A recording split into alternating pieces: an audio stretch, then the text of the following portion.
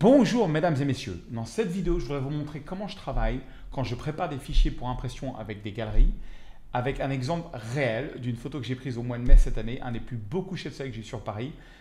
Comment j'ai fait la prise de vue, les réglages que j'ai utilisés, comment je l'ai retouché, comment j'ai préparé l'impression, tout le tout team, on y va, ça va être de la folie, je vous le dis. Un soir de mois de mai, il y a eu un très très beau coucher de soleil. En plus, je venais juste de récupérer un nouvel appareil photo qui est un appareil Fuji assez puissant. Et j'ai commencé sur le pont Neuf avec la vue du pont des Arts. Alors ce que j'aimais pas, c'est qu'il y a le soleil qui était dans le cadre. J'ai toujours remarqué que quand le soleil est dans le cadre, des fois on voit que ça. C'est-à-dire que l'œil est attiré par tout ce qui est brillant et du coup on voit que le soleil. Donc ça, j'aimais pas. Donc j'ai essayé un petit peu de bouger un petit peu sur le pont Neuf.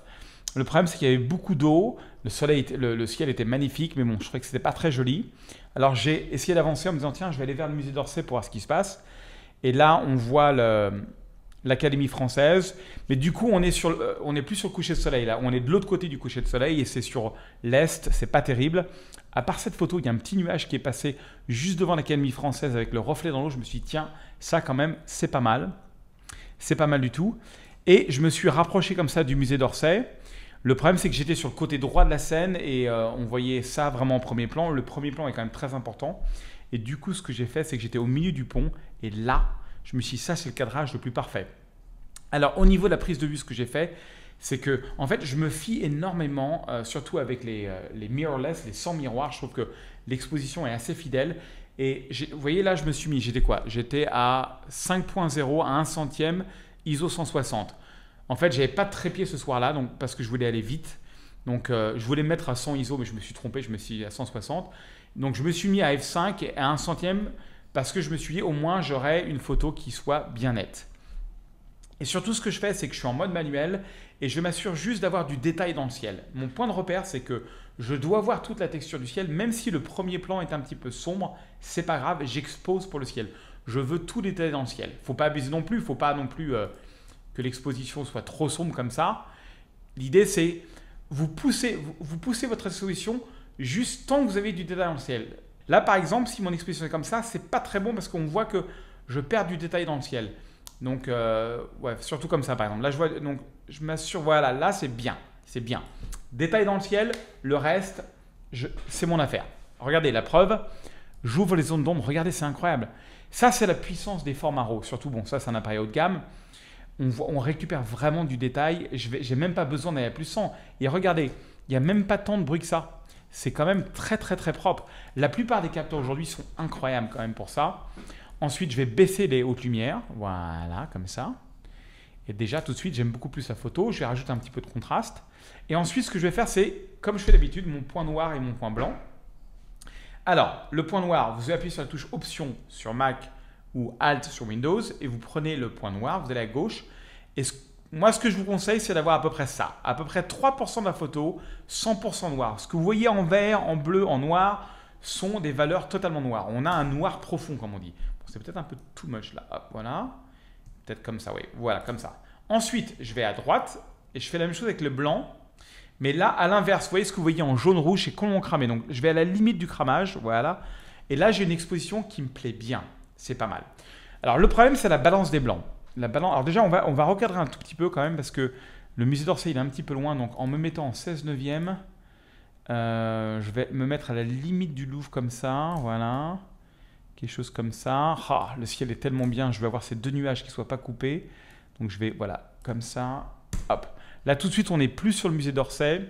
C'est sympathique comme tout. Sympathique, n'est-ce pas? Tout à fait, oui, bien sûr. Alors, on y va. Balance des blancs. D'habitude, sur la balance des blancs, pendant des années, à chaque fois que j'avais un beau coucher de soleil, je me mettais sur ombre en balance des blancs. C'était très chaud, c'était très sympa. Mais non, il y a mieux. Enfin, je trouve. Le problème de ombre, c'est que regardez, tout est jaune. J'appuie sur I pour enlever ça. Le haut de ma photo, j'ai perdu tout. Mon bleu est devenu gris. C'est pas top. Alors que si je me mets sur lumière naturelle, je perds beaucoup de mon jaune, mais je récupère du bleu.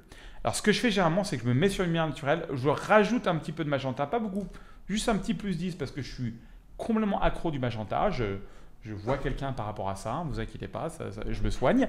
Mais je rajoute un peu de magenta et là, la folie, je prends le cercle radial ici, je double-clique sur effet, je fais un petit cercle comme ça au milieu de ma photo, ouais, je double-clique sur effet s'il te plaît, merci, voilà, donc là il ne se passe rien, et dans ce cercle, mesdames et messieurs, je rajoute un petit peu de jaune, et je vais aller sur le masque de gamme, luminance, et je mets ça vers la droite. Ce que ça va faire, c'est que, regardez, je vais faire un petit peu, vous voyez le jaune il est sur le pont là, et hop, en mettant ça à droite, il passe derrière le pont. Ça donne juste un petit je ne sais quoi sur le coucher de soleil qui fait qu'il pète un petit peu plus. Ne le dites à personne s'il vous plaît. Je compte sur vous. Voilà, là-dessus. D'ailleurs, ça me fait penser, si vous aimez ce type de vidéo, appuyez sur le bouton like. Quand on appuie sur le bouton like, il se passe des choses miraculeuses. Si vous appuyez sur le bouton like, votre vie va être meilleure. En tout cas, plus de gens vont découvrir cette vidéo grâce à vous, parce que l'algorithme de YouTube fonctionne comme ça. Si vous pouvez me laisser un petit like et me laisser un commentaire, me dire ce que vous voulez apprendre. J'essaie de faire 2 vidéos en français chaque semaine. C'est un challenge personnel que je me suis mis. C'est de la folie. Et bien, ça m'aide. Je lis chacun de vos commentaires avec passion. Et voilà. Vous pouvez me laisser un petit commentaire, like, vous inscrire à la chaîne si vous n'êtes pas inscrit. Mais enfin, bon, là, si vous n'êtes pas inscrit, je ne sais pas quoi vous dire. Et 2 vidéos par semaine. Je dis bien pas une, 2 vidéos par semaine. Je sais pas si, je garantis pas que je vais le faire tout le temps, mais c'est comme ça. En plus de ça, si vous aimez ce type de retouche, j'ai un cours en français que j'ai traduit en français finalement, qui s'appelle le cours Fine Art. Vous pouvez trouver le lien sous la vidéo. C'est un cours où je vais vous donner 20 projets comme ça, où je vous donne les fichiers sources. Donc vous pouvez suivre avec moi pas à pas. C'est un de mes meilleurs cours en français. Vous l'avez à un prix défiant toute concurrence. Je connais des gens, je ne vais pas te dire des noms, je connais des gens qui, ayant acheté ce cours et ayant fait, ça a tellement boosté leur amour pour la photo, leur compréhension de Lightroom, leur compréhension de Photoshop qu'ils ont démissionné et ils sont devenus photographes à temps plein. Et je ne rigole pas. Ce cours peut peut-être changer votre vie pour un prix défiant toute concurrence. C'est de la folie. Enfin bon, le lien est sous la vidéo. Là-dessus, je reviens sur la photo. Et qu'est-ce que je vais faire? Je vais peut-être baisser un tout petit peu l'exposition ou baisser, non je sais pas, baisser l'exposition et ouvrir les zones d'ombre, petit réglage comme ça. Ce que je vais faire, c'est que je vais aller dans teinte, saturation et luminance. Je vais aller sur teinte. Et là dans teinte, ce que je vais faire, alors c'est très léger, attention, ça c'est à partir de maintenant, on est dans la légèreté pure. Je prends ce petit outil, je clique là-dessus. Si je monte, le ciel devient vert pipi, dégueulasse. Si je vais vers le bas, il devient rouge, écarlate, pas terrible. Mais somewhere in the middle, quelque part au milieu, est la vérité. Donc l'idée, c'est que vous pouvez bouger. Voilà, ah, j'aime bien qu'il soit un peu plus rouge. Alors, la donnée stable, c'est que dans teinte, il faut essayer de ne pas aller en dessous de moins 51, de moins 40. Donc, je vais ramener ça, voilà. Sinon, on commence à voir ce qu'on appelle des artefacts, je ne sais pas comment on dit, des défauts. Alors, pas avec ce type de fichier RAW, parce que bon, c'est du très lourd, c'est du moyen format. Mais bon, je me comprends. Ensuite, saturation, là, il faut y aller très mollo. Je prends l'outil, je vais rajouter un tout petit peu de saturation sur mon coucher de soleil. Un tout petit peu, voilà. C'est tout. Ensuite, je vais aller dans le filtre gradué ici. Je trouve que mon ciel est trop clair et pas assez bleu. Je double-clique sur effet. Je rajoute un petit peu de bleu. Je rajoute un petit peu d'expo. Rappelez-vous, et je vais faire un petit fil comme ça. Et là, vous voyez, on va du bleu au jaune. Et je me rappelle que c'était comme ça allait du bleu au jaune. Ce n'était pas tout jaune. Voilà. Et je vais rajouter un petit fil avec les mêmes valeurs. Je vais là en bas comme ça pour fermer un petit peu la photo. Voilà. J'aime bien, j'aime bien, j'aime bien. Après, cette partie-là, là, il y a des gens qui se baladaient. Ça, tout ça, j'aime pas. Donc, je vais aller dans Photoshop. On va essayer de nettoyer tout ça. Mais avant d'aller en Photoshop, on va s'occuper du bruit. Donc, on va aller dans… Ça, c'est bien de s'occuper du bruit avant… voilà. Alors, oui, c'est une chose que je vais faire. Texture et clarté, je ne le rajoute pas globalement. Par contre, je prends une petite brosse, je double-clique sur effet, je rajoute un petit peu de netteté et de clarté, non pardon, de texture et de clarté, et je vais brosser juste sur le musée d'Orsay, sur le pont et sur les arbres. Je ne veux pas rajouter de clarté ou de netteté sur le ciel ou sur l'eau. C'est très très moche, à éviter absolument. Ça, c'est une petite astuce. Ensuite, ce que je vais faire, je descends en bas dans détail et là sur détail ce que je vais faire c'est que je vais réduction de bruit je vais mettre plus 10 et netteté je vais mettre 90. J'aime bien que la netteté plus la réduction de bruit soit égale à 100. Formule complètement arbitraire créée par moi qui ne veut absolument rien dire mais que j'utilise depuis des années. Donc on a le gain à 90, on a la luminance à 10, donc j'enlève un petit peu de bruit, je rajoute de la netteté, mais regardez.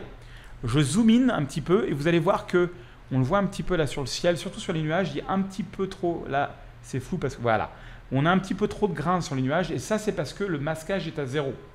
Ce que je fais, c'est que j'appuie sur la touche option et je vais vers la droite jusqu'à que... Alors ce que vous voyez là en rouge, ce sont des...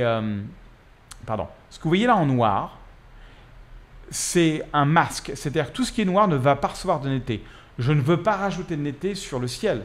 Donc je vais très fortement, je vais presque à 80. Et là, regardez, magnifique, superbe, on est content. J'ai plus du tout de bruit dans le ciel, mais j'ai quand même de la netteté sur mes contours. Donc voilà, là j'ai une photo que j'aime bien. Et maintenant, on va aller dans Photoshop. Donc clic droit, modifier Photoshop 2021. Et on va nettoyer un peu cette photo pour qu'elle soit encore plus sympathique. D'accord? On est dans Photoshop. Là, ça va être assez rapide. Je vais prendre le calque d'arrière-plan. Je vais le déplacer sur le petit plus là pour faire un double de mon calque. Je vais prendre ici l'outil correcteur localisé. Rappelez-vous que dans Photoshop, quand on appuie sur la touche CTRL et option clic gauche, gauche et droite, on peut faire que l'outil soit plus grand. Et là, comme un pinceau magique, je vais passer des coups de pinceau là-dessus parce que je n'aime pas du tout cette petite passerelle, n'est-ce pas? Voilà. Alors ça va faire un truc un peu... Oh, regardez. J'allais dire dégueulasse, mais en fait pas du tout. Pas du tout. Pourquoi est-ce que tu opprimes ce petit Photoshop qui est très bien? Là, je fais ça la même chose. Là, boum. Voilà. Des petits gars comme ça qui sont là. Hop, j'efface. Voilà, des passants. J'efface comme ça. Et voilà.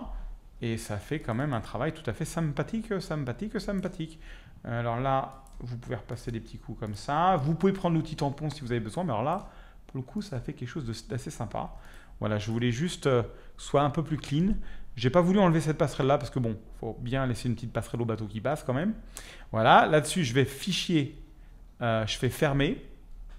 Alors, étape extrêmement importante, quand vous retouchez une photo, vous êtes trop dedans. Moi, quand j'ai l'œil qui s'adapte dans la photo et je vois plus si je suis trop saturé, je suis trop rouge ou trop clair. Donc, ce que je fais, c'est que je fais une pause à partir de maintenant, avant d'envoyer ça à la galerie.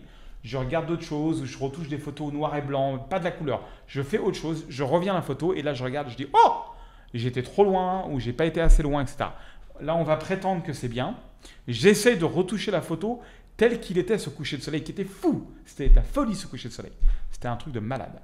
Enfin bon, voilà. Et là, pour envoyer avec la galerie, ce que je fais, c'est que je vais… voilà, la photo revient. Je fais clic droit, je vais dans « Exporter ». Et là, je prends le format TIFF dans format d'image, non pas JPEG, TIFF, zip et 16 bits. Parce que les galeries avec qui je travaille, ils veulent vraiment du très très haut de gamme au niveau des formats fichiers informatiques. Et ce qui va faire des fichiers dans les presque 300 mégas à peu près. Voilà, et j'exporte et je leur envoie ça par WeTransfer que j'utilise généralement. Voilà. Achetez mon cours sur le Fine Art. Vous allez voir, vous allez me dire merci, vous allez dire mais ce cours a changé ma vie. Imaginez que vous puissiez maîtriser Lightroom et Photoshop, vraiment faire de retouches qui vous plaît, vous allez faire des prises de vue différentes, vous allez composer mieux vos photos, vous allez devenir une star, votre compte Instagram va exploser, vos amis vont dire mais t'es devenu un photographe de folie, qu'est-ce qui s'est passé? Ne leur dites pas, enfin ou dites-leur, le cours sur le Fine Art, il est en bas. C'est vraiment, j'ai mis tout mon cœur dedans, je vous donne les fichiers sources pour que vous puissiez suivre avec, vous allez voir, vous allez adorer. Et je vous dis à très bientôt dans une autre vidéo.